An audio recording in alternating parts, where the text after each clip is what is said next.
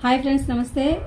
మధుబాబు గారు డిటెక్టివ్ నవల a bullet for shadow next part చూద్దాము. ఒక్క 10 నిమిషాలు ఓపిక పట్టు మై డియర్ ఫ్రెండ్. నా గదికి పోయి అన్ని విషయాలు వివరంగా మాట్లాడుకుందాం అంటూ మోరిస్ మేనర్ని రోడ్డు మీదకి పోనిచ్చాడు హిప్పీ.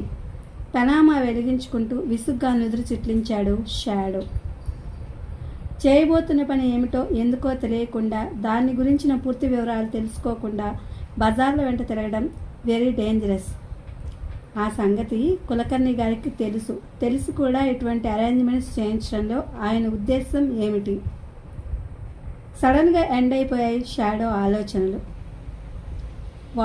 వాట్ హ్యాపెన్ అంటూ అతను తల ప్రక్కకు తిప్పుతుండగానే ఏదో రాక్షస పాదం లాగిపెట్టి తన్నినట్లు గాలిలోకి ఎగిరి కింద పడింది మోరిస్ మైనర్. డాష్ బోర్డ్ మీద పడి వెంటనే సర్దుకున్నాడు షాడో. రివాల్వర్ కోసం బెల్ట్ వెనక్కిపోయింది అతని కుడి చేయి. రివాల్వర్ లేదు. కస్టమ్స్ వాళ్ళతో గొడవలు పడడం ఇష్టం లేక దాన్ని ఎయిర్ బ్యాగ్లో క్రింద ఉన్న సీక్రెట్ అపార్ట్మెంట్లో దాచడం జరిగింది. డామెట్ అనుకుంటూ ముందు సీట్లో నుంచి వెనక్ సీట్లోకి దూకాడు షాడో. అదే సమయంలో మోరిస్ మైనర్ని మరోసారి ఢీ కొట్టింది వెనుక వస్తున్న పెద్ద హెవీ లోడ్ ట్రక్. సీటు మీద నుంచి జారి క్రింద పడ్డాడు షాడో. పళ్ళు బిగపట్టి స్టీరింగ్ని కంట్రోల్ చేస్తున్నాడు హిప్పీ. ఉన్నట్లుండి షార్ప్గా ప్రక్కకు తిప్పాడు మోరిస్ మైనర్ని. మూడవసారి ఢీ కొట్టడానికి వేగంగా ముందుకు దూకిన హెవీ లోడ్ ట్రక్ అంగుళాల తేడాతో మిస్ అయింది. దాన్ని రోడ్డు ప్రక్కనే ఉన్న ఎగుడు దిగుడు మైదానంలోకి మూడవసారి ఢీ కొట్టడానికి వేగంగా ముందుకు దూకిన హెవీ లోడ్ ట్రక్ అంగుళాల తేడాతో మిస్ అయింది. దాన్ని రోడ్డు ప్రక్కనే ఉన్న ఎగుడు దిగుడు మైదానంలోకి పరుగులు తీసింది మోరిస్ మైనర్. గతుకుల్లో ఎగిరి పడుతూ మైదానం అవతలి ప్రక్కగా చేరుకుంటుండగా ఉన్నట్లుండి ఓ గోతిలో పడి ధన్మని శబ్దం చేసింది దాని వెనుక టైరు. ఓహ్ బ్లడీ టైర్! పళ్ళు కొరుకుతూ స్టీరింగ్ ముందు నుంచి క్రిందకి దూకాడు హిప్పీ. వెంటనే భీకరంగా గర్జించింది ఒక రివాల్వర్. మోరిస్ మైనర్ పైభాగానికి తగిలి వికృత శబ్దాలు చేస్తూ రిఫ్లెక్ట్ అయిపోయిందని దాని బుల్లెట్. కమాండ్ మిస్టర్ షాడో, కాలినడకను తప్పించుకోవాలని నాకు చేతనైనంతగా ప్రయత్నించాను. ఫలితం ఎలా ఉందో చూస్తున్నావుగా, కమాన్ అంటూ వెనుదిరిగి మైదానం చివర ఉన్న చెట్ల తోపు వైపు పరుగు తీశాడు హిప్పీ. జుమ్మని శబ్దం చేస్తూ షాడో తల ప్రక్క నుంచి దూసుకుపోయాయి 2 బుల్లెట్లు. అదిరిపడి క్రిందకు వంగాడు షాడో. మోరిస్ మైనర్ వెనుక భాగంలో ఉన్న ఎయిర్ బ్యాగ్ను అందుకుని ముందుకు పోతున్న హిప్పీ వెనుకగా పరుగు ప్రారంభించాడు. రోడ్డు మీద ఆగిపోయింది. వారికి ఆ గతి పట్టించిన హెవీ లోడ్ ట్రక్ దాని వెనుక భాగంలో నుంచి క్రిందకి దూకి మైదానానికి అడ్డం పడుతున్నారు 10 మంది వ్యక్తులు. మైదానంలో అక్కడక్కడ పెరిగి ఉన్న పిచ్చి పొదల చాటు నుంచి లేచి షాడో హిప్పీలను చేజ్ చేయడం ప్రారంభించారు మరో 4 దృఢకాయలు. అసలు విషయం ఏమిటో ఇప్పుడైనా చెప్పరాదా? వీళ్ళెవరు? మనల్ని ఎందుకు చేజ్ చేస్తున్నారు? హిప్పీ ప్రక్కకు పోతూ అడిగాడు షాడో. ఎస్ మిస్టర్ షాడో, నువ్వు ఎందుకు ఆతృత పడుతున్నావో నాకు ఇప్పుడు బాగా అర్థమైంది. వీళ్ళందరూ కల్హరీ డిజర్ట్లో ఉన్న మంత్రవాది మొజాంబో అనుచరులు. తన పథకాలకు మనం అడ్డుపడుతున్నామని అన్నాడు హిప్పీ. అంటుండగానే చెవులు చిల్లులు పడేటట్టుగా గర్జించింది ఒక రివాల్వర్. ఎగిరి ముందుకు పడ్డాడు హిప్పీ. మై గాడ్ అనుకుంటూ ఒక్క గంతులో అతన్ని సమీపించి చేయి పట్టుకున్నాడు షాడో. ఎర్రటి నెత్తురు మరక వెక్కిరిస్తూ అతనికి కనిపించింది. హిప్పీ వెన్ను మీద వీపులో నుంచి అతని శరీరంలోకి ప్రవేశించి బుల్లెట్ గుండెలను చీల్చుకుంటూ బయటకు వచ్చింది. ఐఎమ్ సారీ మిస్టర్ షాడో, నీతో కలిసి పనిచేయాలని ఎంతో కాలం నుంచి పగటి కలలు కంటున్నాను. వచ్చిన అవకాశాన్ని సద్వినియోగపరచుకోవడం నాకు చేత కాలేదు. కల్హరీ డిసర్ట్లో సరిహద్దులకు సమీపంగా 2 ఇసుక దిబ్బలు ఉన్నాయి. దూరం నుంచి చూస్తే అవి మనిషి తలకాయల్లా కనిపిస్తాయి. ఈ రాత్రి 12 గంటలకు వాటి దగ్గరకు పోవాలి నువ్వు.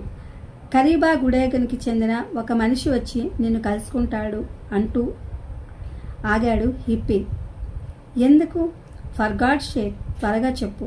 అతన్ని భుజం మీద వేసుకుని చెట్ల వైపు వస్తూ తొందర చేశాడు షాడో. సమాధానం లేదు. ఉలిక్కిపడి అతని మొహాన్ని తడిమి చూశాడు షాడో. అయిపోయాడు హిప్పీ. మాటల్ని ఆపిన మరుక్షణమే అతని ప్రాణాలు అనంత విశ్వలోకంలోకి ఎగిరిపోయాయి. చెట్లతోపు సమీపంలోకి వచ్చేసిన దృఢకాయల్ని గమనించి ఆగకుండా పరుగు ప్రారంభించాడు షాడో. కందిరీగల్లో రథ చేస్తూ వస్తున్న బుల్లెట్లకు అందకుండా జిగ్జాగ్గా పోయి చెట్ల చాటున మాయమైపోయాడు. నథింగ్ డూయింగ్ సాబ్. నేను చెప్పే ధరకు తక్కువగా రాదు. ఈ ఒంటె మీకు కావలసి వస్తే నేను అడిగిన ధర ఇవ్వండి, లేదా మరో వ్యాపారి దగ్గరికి పొండి అంటూ ప్రక్కకు తిరిగి తన పని తను చూసుకోవడం ప్రారంభించాడు కేప్టౌన్ ఒంటెల మార్కెట్లోని ఒక వ్యాపారి. ఉబికి వస్తున్న కోపాన్ని బలవంతంగా దిగమింగుకుని ఆ ఒంటె దగ్గరికి పోయాడు షాడో. కళ్ళు మూసుకుని పడుకుని ఉంది అది. షాడో అడుగులు చప్పుడు విని మెల్లగా తెరిచింది ఒక కంటిని. రెండో కంటిని కూడా తెరిచేదే, కానీ ఆ కన్ను దానికి లేదు. ఒంటికంటి ఒంటె అది. జోరీగల వంటి జీవులు దాని వంటి చుట్టూ ముసురుకుంటూ ఉన్నాయి. కొరుకుడు రోగం తగిలినట్టు సగం వరకు తెగిపోయి ఉంది దాని తోక. నిస్సహాయంగా పళ్ళు కొరుకుతూ జేబులో ఉన్న వ్యాలెట్ని బయటకు తీశాడు షాడో. ఆ ఒంటెను ఖరీదు చేయడం కంటే వేరే మార్గం లేదు. అది తప్ప ఆ మార్కెట్లో మరో ఒంటె అంటూ కనిపించడం లేదు. హిప్పీ చెప్పిన ఇసుక దిబ్బల్ని చేరుకోవాలంటే కాలినడకన పోవడం కుదరదు. ఏదో ఒక వాహనం ఉండి తీరాలి. షాడో అందించిన కరెన్సీ నోట్ను చూడగానే సూర్యుని చూసిన తామర పువ్వులా వికసించింది ఆ ఒంటె యజమాని ముఖం. షాడో మనసు ఏ క్షణంలోనైనా మారిపోవచ్చుననే భయంతో గబగబా లేచి ఒంటెని లాగిపెట్టు డొక్కలో తన్నాడు. మొదటి తన్నుకు అసలు అది చెల్లించలేదు. రెండో తన్నుకు కొంచెం కదిలింది. దీనికి కొంచెం బద్ధకం ఎక్కువ సార్.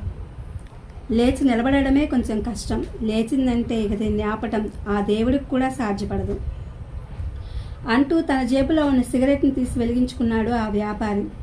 వాచి వంక చూసుకుంటూ గాఢంగా నిట్టూర్చాడు షాడో. మధ్యాహ్న సమయం కావస్తోంది. తను 3 గంటలకల్లా బయలుదేరాలి. సిగరెట్ మన ఎర్రగా కాలేదాకా దమ్ము మీద దమ్ము లాగి ఉన్నట్లుండి ఒంటె ముఖం మీద అంటించాడు ఒంటెల వ్యాపారి. వికృతంగా అరుస్తూ ఒక్కసారిగా లేచి నిలబడింది ఆ ఒంటె. పెద్దగా నవ్వి దాని మెడకు కట్టి ఉన్న తాడును షాడో చేతిలో పెట్టాడు ఆ వ్యాపారి. పెట్టి నేలను తాకి నమస్కారం చేశాడు. అతని భయాలు ఆ క్షణంతో ఉపశమించాయి. నేలను తాకి నమస్కారం చేసిన తర్వాత ఆ వ్యాపారి ఫైనలైజ్ అయిపోయినట్లే లెక్క. ఇక మీదట షాడో తన మనసును మార్చుకోవడానికి వీల్లేదు. మార్కెట్ను వదిలిపోవడం ఒంటెకి ఇష్టం లేదు. షాడో ఎంత ప్రయత్నించినా అది నిలబడిన చోటు నుంచి ఒక్క అడుగు కూడా కదలలేదు. సిగరెట్ ఉన్నది కదా సార్, చూస్తారేం, అంటించండి వెనక నుంచి సలహా ఇచ్చాడు మాజీ యజమాని. Come on you old bag, come on అంటూ తాడును పట్టుకుని బలవంతా ప్రయోగించి లాగాడు షాడో. ఇది ఫ్రెండ్స్ మధుబాబు గారి a bullet for Shadow. Thank you for watching.